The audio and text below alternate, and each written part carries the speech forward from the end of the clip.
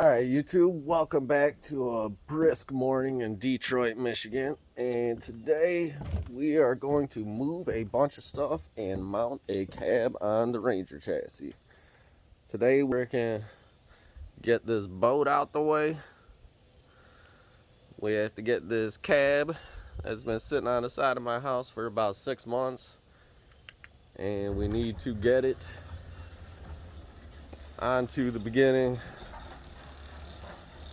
of the truck frame. And I'm going to show you how to do that here in a couple minutes.